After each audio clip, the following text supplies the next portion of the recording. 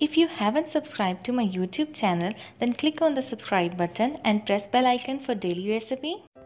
अस्सलाम वालेकुम एवरीवन। उम्मीद करती हूँ कि आप सब बिल्कुल ठीक होंगे। मेरा नाम है फातिमा और आज मैं आपको बनाना सिखाऊंगी चना दाल के गुलगुले।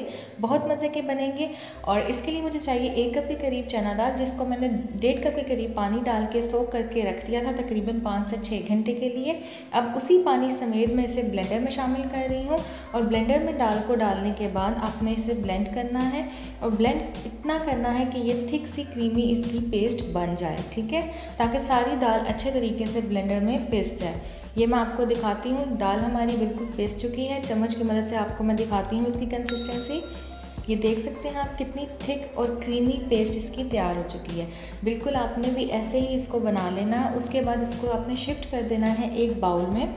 बाउल में डालने के बाद अब हम इसके अंदर शामिल करेंगे स्पाइसेस। बहुत ही लिमिटेड स्पाइसेस से बनने वाली ये गुलगुले हैं, तो आपको बहुत पसंद आएंगे। इसे मिक्स करें एक दफ़ा चम्मच की मदद से और इसमें डालें 1 छोटी चम्मच नमक का, 1 छोटी चम्मच मैं इसमें शामिल करूँगी लाल मिर्च का पाउडर और 1 छोटी चम्मच ही मैं इसमें शामिल करूँगी ज़ीरा, साबुत ज़ीरा मैंने लिया है।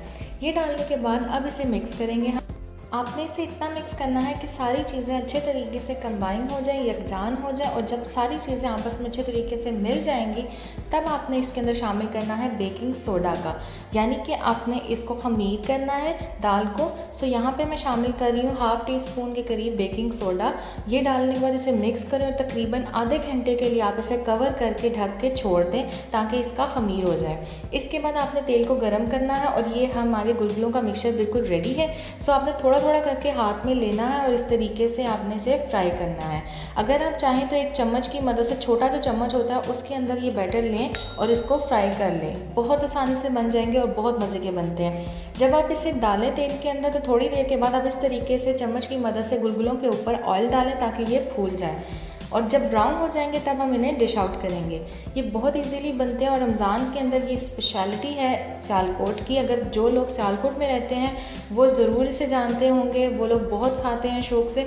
सो आप भी इसे ट्राई कीजिए, आपको बहुत पसंद आएंगे। सो इस तरीके से मैं बाकी भी सारे गुलगुलों को बना लूँगी। हाथों की मदद से मैं बना रही हूँ, आप चाहें तो चम्मच का इस्तेमाल भी कर सकते हैं। इस रेसिपी को ज़रूर ट्राई कीजिएगा। ये बहुत मज़े के बनते हैं, बहुत क्रिस्पी बनते हैं और सबको आपके घर में बहुत पसंद आएंगे। सो इस तरीके से आपने इसे गोल्डन ब्राउन होने तक फ्राई करना है और इस तरीके से चम्मच आपने इसके ऊपर चलाना है और थोड़ा थोड़ा करके आप ऑयल इसके ऊपर डालेंगे ताकि ये फूल जाए। हमने बेकिंग सोडा डाला था ताकि ये खमीर हो जाए। अब ये बहुत अच्छे तरीके से हमारे गुलगुले तैयार हो चुके हैं। इन्हें हम डिश आउट करेंगे। आप इन्हें केचप के साथ, ग्रीन चटनी के साथ, हरी मिर्च और हरे धनिया की चटनियों के साथ सर्व करें, आपको बहुत पसंद आएंगे। सो अब मैं आपको ये तैयार हो चुके हैं सारे, इनको तोड़ के भी दिखाऊंगी। ये बहुत क्रिस्पी और बहुत अच्छे बनते हैं। ये मैं आपको एक अदद तोड़ के दिखाती हूँ। ये आप देख सकते हैं कितने अच्छे हमारे क्रिस्पी गुलगुले तैयार हुए हैं चने की दाल के। इस रेसिपी को ज़रूर ट्राई कीजिए। वीडियो अच्छी लगी तो उसे लाइक कीजिएगा, शेयर कीजिएगा और नीचे रेड बटन पर क्लिक करके मेरे चैनल को सब्सक्राइब करना मत भूलिएगा। साथ वाले बेल आइकन पर ज़रूर क्लिक कीजिएगा, उससे मेरे आने वाली हर नई वीडियो सबसे पहले आप तक पहुँचेगी और ये बिल्कुल फ्री है। So thank you so much for watching. अल्लाह हाफिज़।